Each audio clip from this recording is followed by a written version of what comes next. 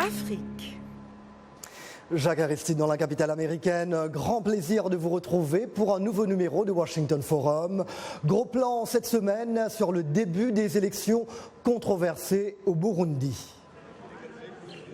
Un simulacre électoral, crient les détracteurs du président Pierre Nkurunziza après les législatives et communales. Les États-Unis se disent déçus et craignent pour la présidentielle du 15 juillet au vu des violences qui continuent et qui font fuir davantage de Burundais. Quelle issue à la crise politique? Décryptage.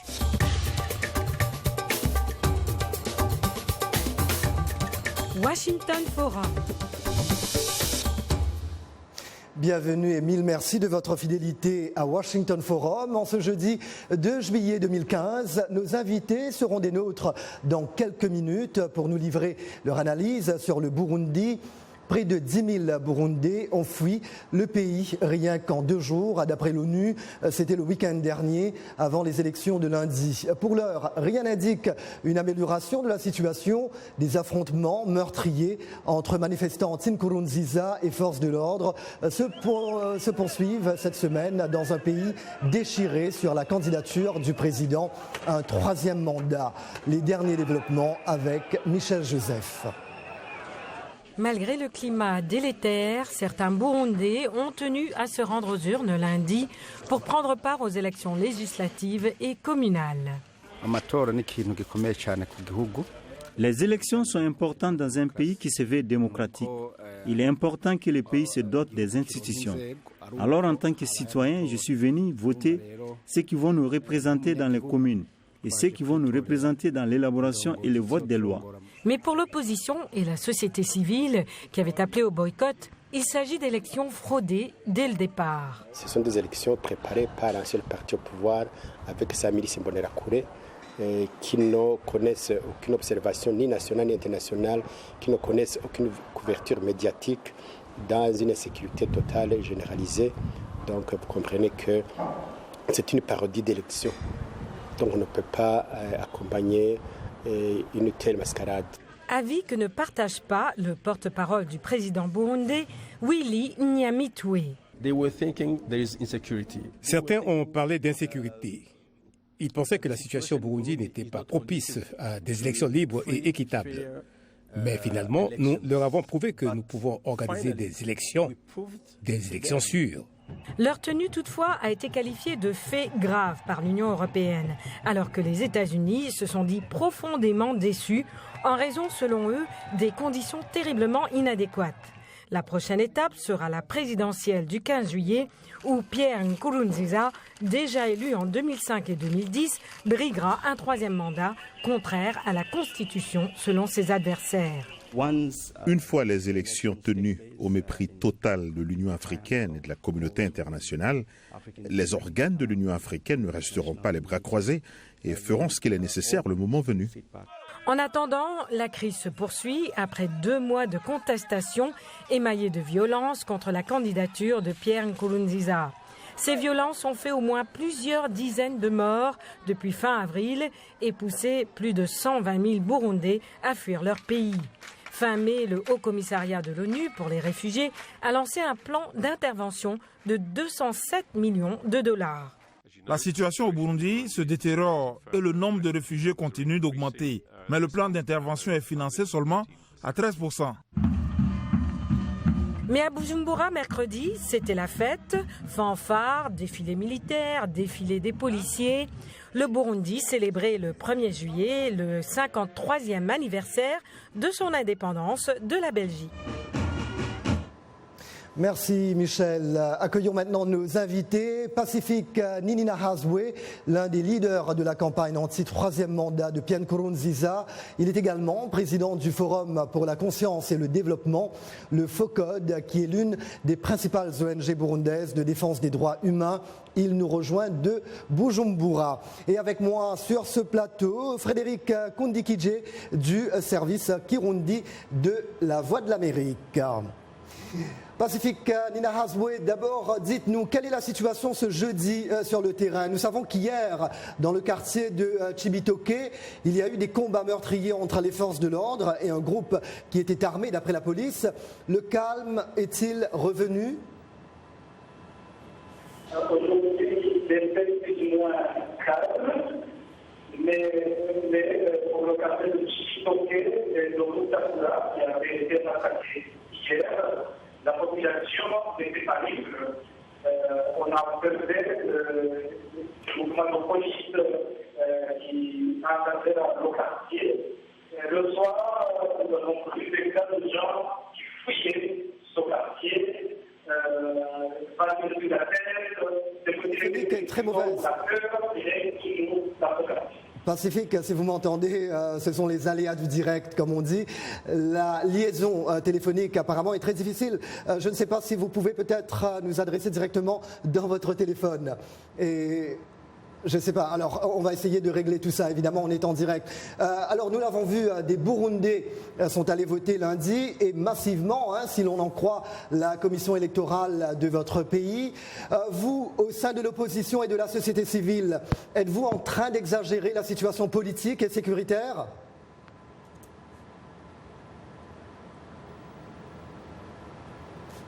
Manifestement, on a un petit problème. On va essayer évidemment de régler tout ça très rapidement. Alors, la question que je voulais poser à Pacifique, c'est qu'il y a des Burundais qui sont sortis pour aller voter lundi.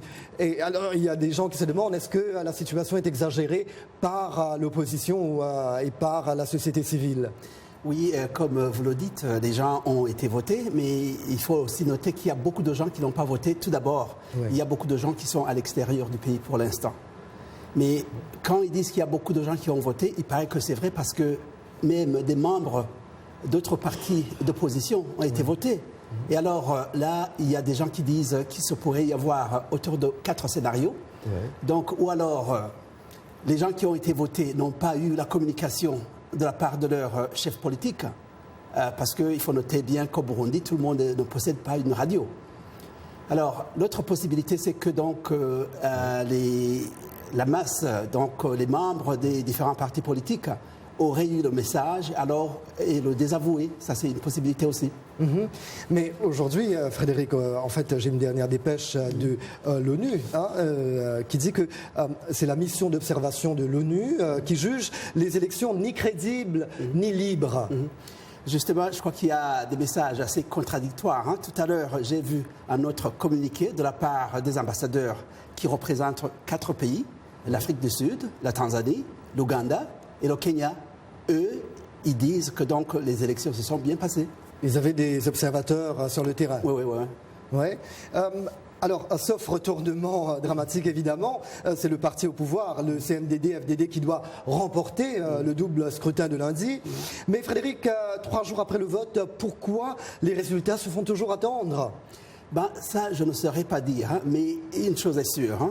La CENI, qui est donc l'organe qui organise ces élections, il doit avoir des problèmes actuellement parce que il y a des fonds qui n'ont pas été donnés, des fonds promis qui n'ont jamais été là. Et alors, ça doit être un problème avec le comptage ou la compilation. Oui.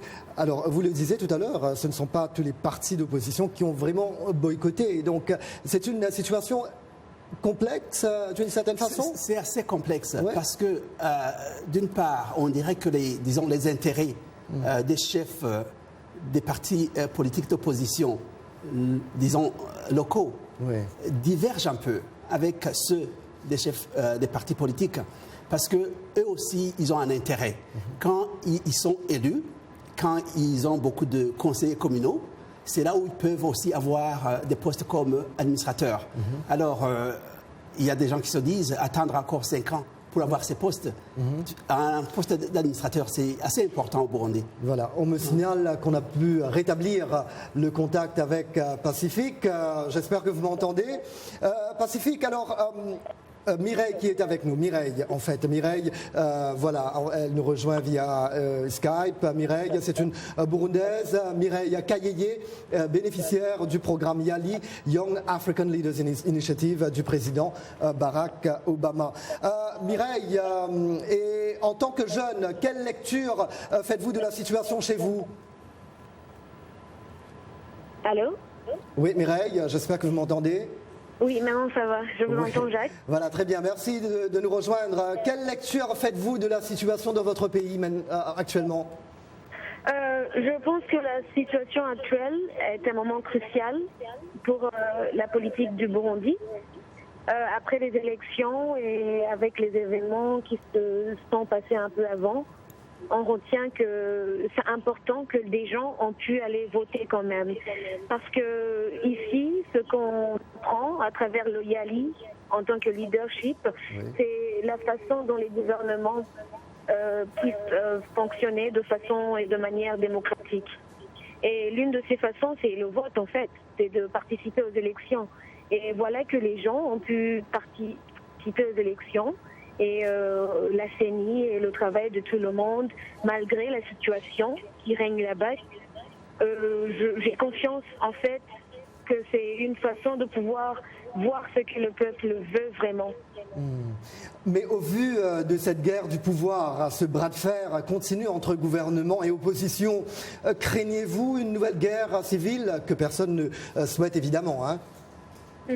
Oui, je ne voudrais pas retourner dans ce qu'on a déjà vécu en 2013 avec la guerre civile.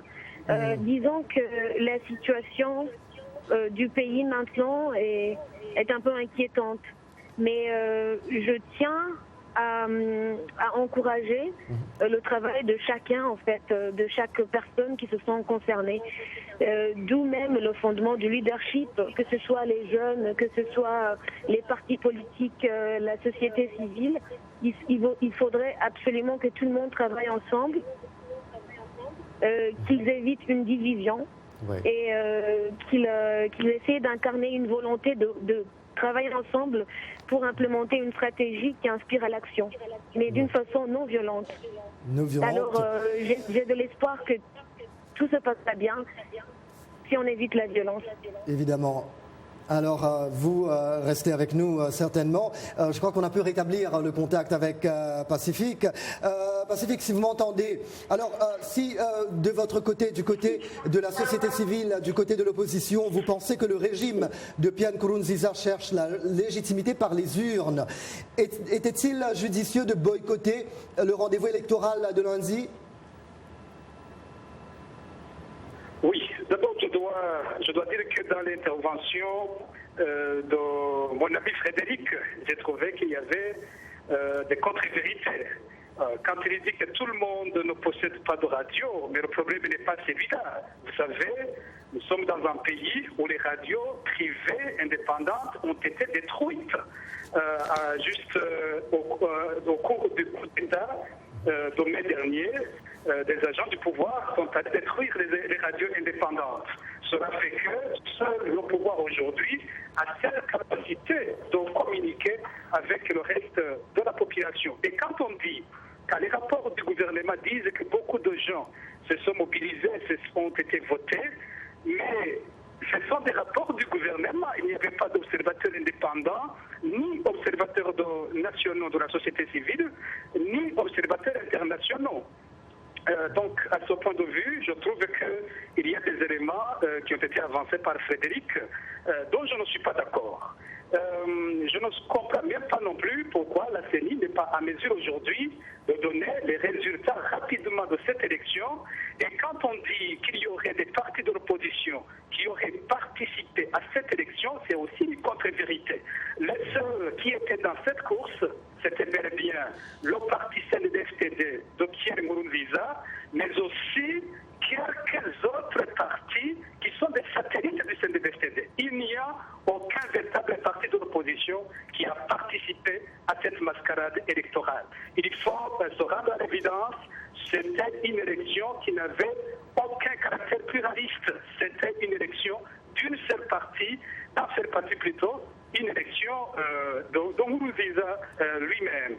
Alors, s'agissant de la décision de boycotter, pour nous, il n'y avait pas de raison de participer à cette mascarade qui était jouée d'avance. D'abord, une élection sans débat, sans médias libres, ce n'est pas une élection démocratique. Une élection où la milice Imbonerakure était en train de menacer tout le monde.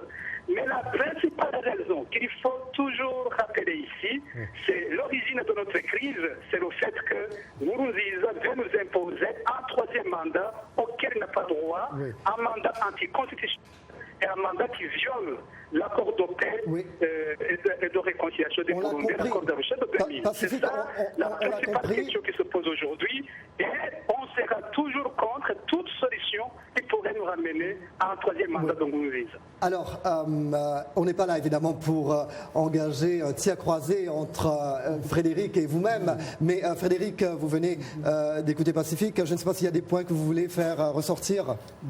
Monsieur Pacifique est sur le terrain, il a certainement vu ce qui se passe. Il a plus d'informations que moi, mais de toute façon, nous, les informations qu'on rapporte, c'est des choses qu'on a eues à travers les interviews qu'on a avec des leaders politiques et de l'opposition et ceux qui sont de la mouvance. Oui, vous parlez aux différents protagonistes dans cette crise. Alors le gouvernement a bien entendu sa propre interprétation des faits. Le ministre burundais des Affaires étrangères était récemment de passage à Washington. Alain Nyamitwe a répondu aux questions de Bagassi Koura. Le Burundi est au bord de la guerre civile, c'est le mot qu'on peut employer dans ce cas. Est-ce que ça vaut vraiment le coup d'insister sur ce troisième mandat? D'abord, je dois vous dire que je respecte votre point de vue. D'abord, il s'agit d'un discours que nous ne partageons pas. Un discours qui est entretenu par certains partenaires, qui est entretenu par certaines organisations, mais qui n'a aucune base réelle sur le terrain.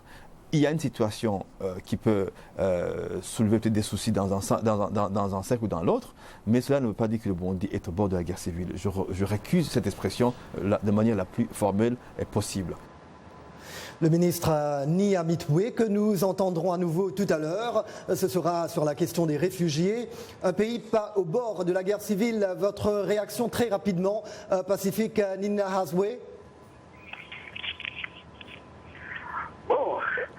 Je suis surpris par la déclaration du ministre Nyamitwe. Ça fait environ une semaine que nous entendons des armes qui crépitent dans la capitale Bujumbura. Mais en réalité, le Burundi n'est plus seulement au bord de la guerre, mais le Burundi est en train d'entrer de plein pied dans une guerre civile. Les armes crépitent chaque nuit à Bujumbura, mais qui est en train de tirer.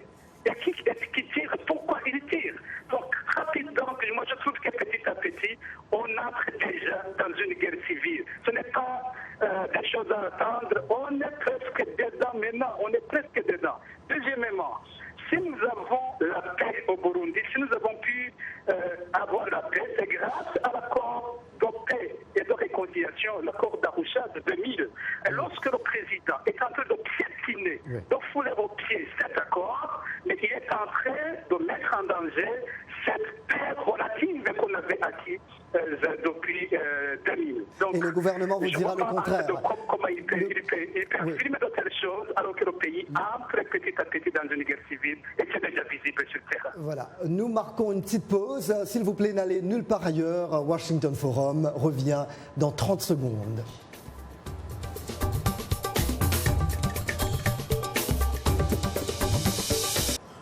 Jacques Aristide de retour avec vous dans Washington Forum. Nous décortiquons la crise au Burundi, pays qui se prépare maintenant à la présidentielle après les législatives et communales lundi dernier.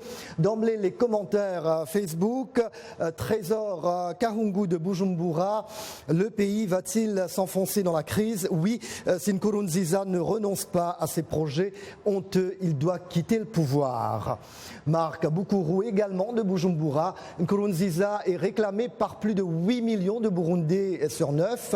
Vous autres occidentaux et quelques Africains europhiles avez de la manie à trafiquer l'information, quitte à faire croire le contraire au monde entier. Nous allons voter pour lui et personne ne peut nous empêcher de se choisir le président que nous voulons, que cela vous plaise ou non. Celui qui croit qu'il peut le battre aux urnes, qui se croit plus aimé que Nkurunziza, pourquoi ne vient-il pas se mesurer aux urnes au lieu de vendre son charabia aux occidentaux? Certainement, Pacifique va réagir tout à l'heure là-dessus. Héritier Tounza de Lubumbashi, les présidents africains doivent savoir partir. Et Shukuru Shumafis de Harare, Zimbabwe, si Nkurunziza lâche le pouvoir, qui alors dirigera le Burundi? Si l'Occident veut qu'il quitte le pouvoir, pourquoi ne pas encourager l'opposition à participer aux élections? Après Kadhafi, l'Union africaine n'a plus rien à dire.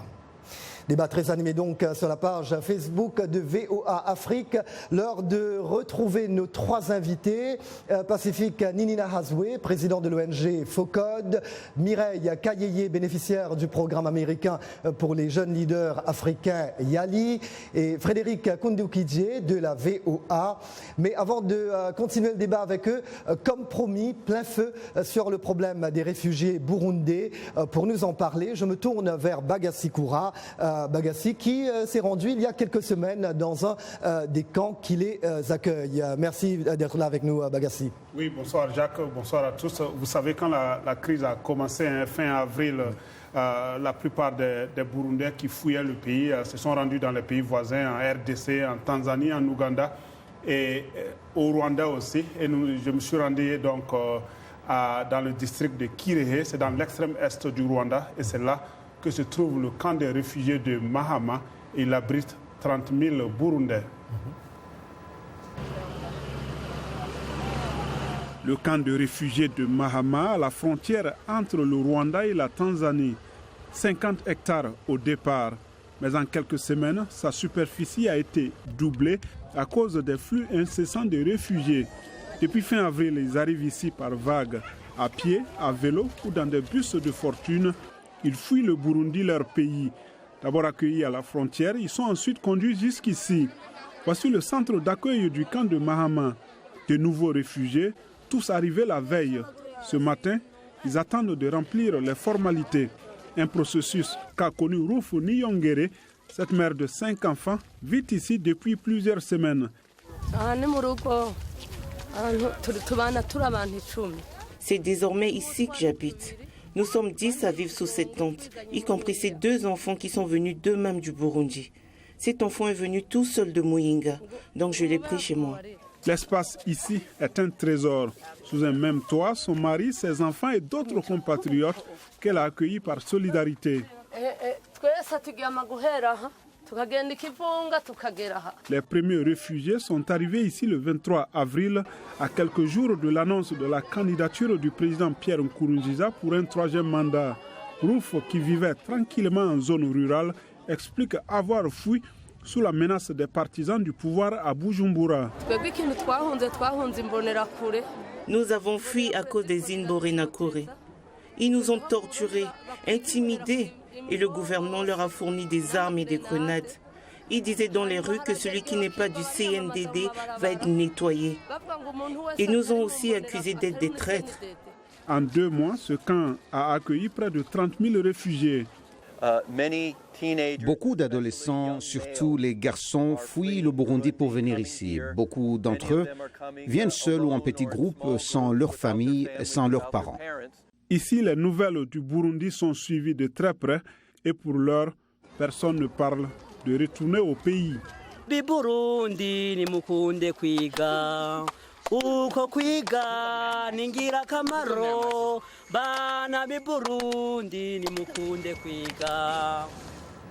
voilà, elle chante pour braver la douleur. Merci pour ce reportage, Bagassi. Sur cette question de réfugiés, là également, le ministre Nyamitwe a un argument qui diverge. Oui, vous savez, il y a quelques semaines, le HCR avait indiqué qu'il y a plus de 100 000 réfugiés de Burundais qui avaient fui leur pays et qui sont donc réfugiés aujourd'hui. Eh bien, quand nous avons reçu le ministre Alain-Aimé Nyamitwe, qui est le ministre des Affaires étrangères ici à Washington, eh bien, il trouve que ces chiffres sont un peu exagérés de la part du HCR. On l'écoute.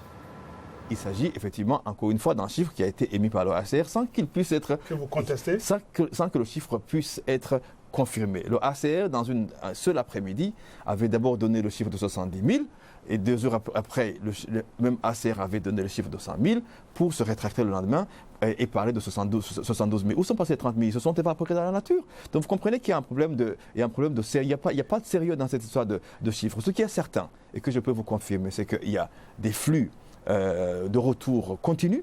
De retour dans quel sens ? De retour au Burundi, forcément. Des retours au Burundi. Et quand j'ai quitté le Burundi, on avait estimé à environ, si même pas plus, de 40 000 réfugiés. Voilà, le ministre Nia Mitwe, manifestement pas d'accord avec les chiffres. Il n'est pas d'accord, il avance qu'il y a un mouvement retour, que les Burundais sont en train de revenir dans leur pays. Ce que je n'ai pas constaté sur le terrain à Bujumbura. Le service d'immigration avait été pris d'assaut quand j'étais là-bas.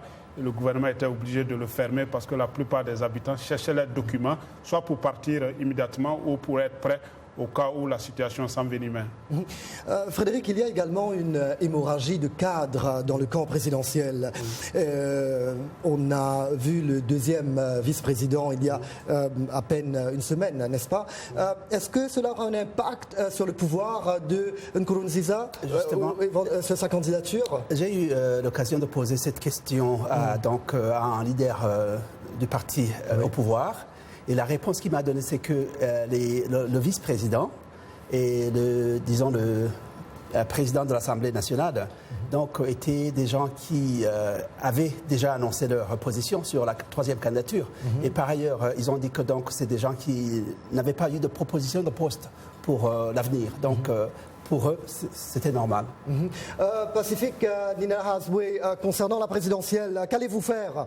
Est-ce que vous allez boycotter encore une fois ?